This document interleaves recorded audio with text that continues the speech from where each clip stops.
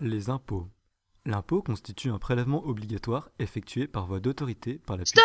Stop! On va vite s'ennuyer à ce rythme-là. On va essayer de dynamiser un peu le sujet parce que sinon on va perdre tout le monde. Alors aujourd'hui c'est... La baisse des impôts. La baisse des impôts. Alors, les impôts c'est quoi?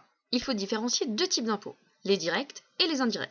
Dans les indirects, on compte le patrimoine, les amendes, et principalement la TVA, qui est la première source financière de l'État. Dans les directs, nous connaissons pour la plupart la taxe d'habitation, les impôts locaux, et principalement l'impôt sur le revenu, auquel nous allons nous intéresser puisqu'il est le seul concerné par la baisse annoncée en 2016. Il faut savoir que c'est la deuxième source budgétaire de l'État après la TVA, et il consiste à taxer tout ménage français sur ses revenus annuels.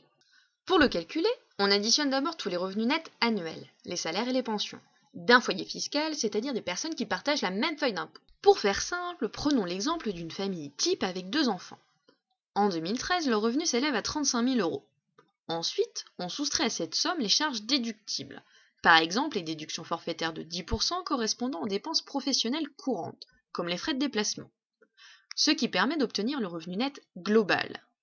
Après la déduction forfaitaire de 10%, soit 3 500 euros, le revenu net global de notre couple est de 31 500 euros.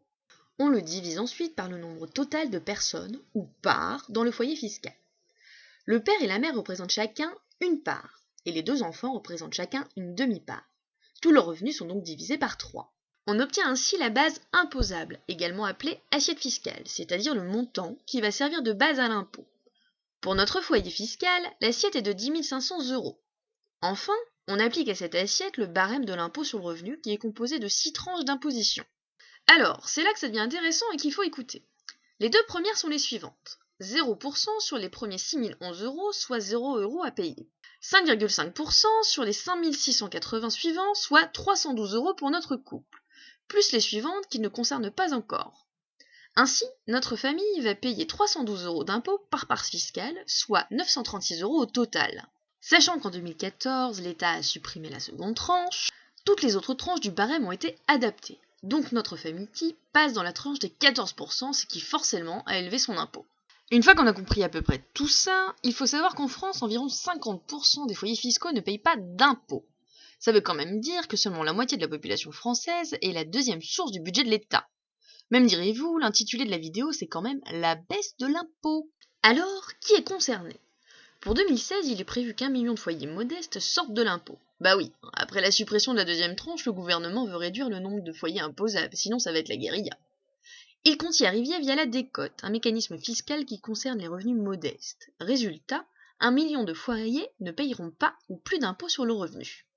Les personnes concernées sont donc celles dont l'impôt sur le revenu ne dépasse pas 1 135 euros pour un célibataire ou 1 870 euros pour un couple. Ainsi, sur votre profil, ça donne ça. Bon, faut pas non plus se mentir. Si on nous fait croire que la baisse des impôts c'est super, on voit bien qu'un seul petit groupe de personnes y ont le droit et notre petite famille type ne rentre malheureusement pas dans cette catégorie. En clair, la classe moyenne, c'est un concept aux limites assez flou et ce sont ceux qui ne font ni partie des 30% les plus pauvres, ni des 20% les plus riches. Et si tu fais pas partie de cette classe, bah tu paies rien et tu récupères les aides, ou tu paies pour les autres. Mais alors, pour le coup, les aides, ça nous parle. Mais d'où elles viennent? Faut bien imaginer que lorsque l'État récupère nos impôts, bah lui il budgétise et réinvestit pour la France. Donc si l'impôt diminue, les recettes aussi. Et donc, toutes les redistributions. Mais alors les redistributions, elles concernent quoi?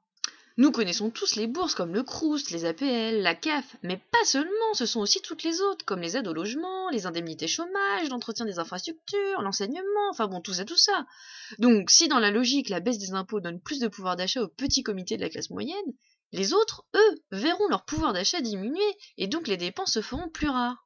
Intrinsèquement, si les ménages ne dépensent pas, bah pas de TVA pour l'État, moins de revenus pour les entreprises, du licenciement, du chômage en hausse, un nouveau super modèle quoi. Bon après si on extrapole entre les lignes, on voit bien que cette baisse c'est surtout un cadeau pour l'électorat socialiste, celui dont le salaire est compris entre 1500 et 2500 euros. Si ce n'est pas de l'achat de voix électorale pour la présidentielle 2017, va falloir m'expliquer. Mais en attendant, c'est à vous de juger,